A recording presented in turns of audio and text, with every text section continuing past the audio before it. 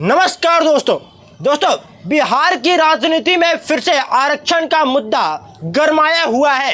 आपको पता होगा कि हाई कोर्ट ने जो 65% आरक्षण देने की बात पिछली सरकार यानी महागठबंधन की सरकार ने की थी उसे खारिज कर दिया है।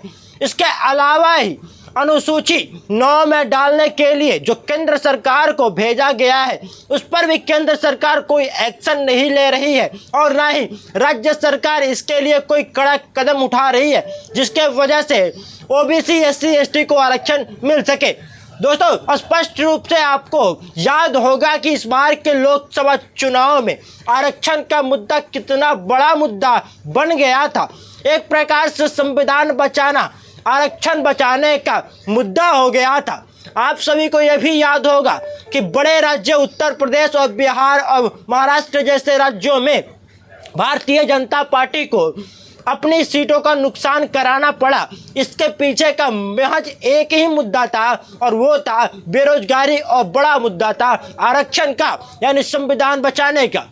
इसी से रिलेटेड बिहार में जो घटनाएं घटित हो रही है वह आने वाले विधानसभा चुनाव के लिए अभी वर्तमान सरकार के लिए बहुत ही बड़ा घाटे का सौदा हो सकता है, क्योंकि इससे रिलेटेड तेजस्वी यादव का भी बयान आ गया है। मैं आपको बता दूं तेजस्वी यादव स्पष्ट रूप से कह रहे हैं कि हम इसके खिलाफ सुप्रीम कोर्ट में अपनी याचिका दायर करेंगे, हम केस को लड़ेंगे आरक्षण दिलाने के लिए 65% से ज़्यादा आरक्षण दिलाने के लिए बिहार के एससी एसटी और ओबीसी के लोगों के लिए।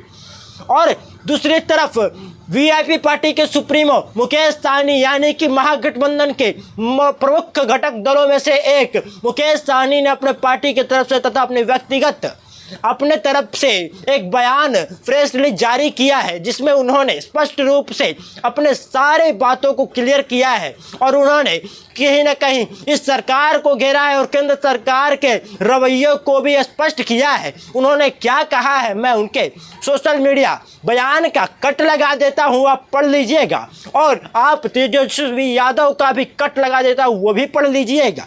इन दोनों नेता उन्हें बहुत ही अच्छे तरीके से इस बार के लोकसभा चुनाव में बिहार की राजनीति में गरीबों का और आरक्षण का मुद्दा उठाया और कहीं ना कहीं 10 सीट बहुत बड़ा नुकसान भारतीय जनता पार्टी के लिए इस बार रहा।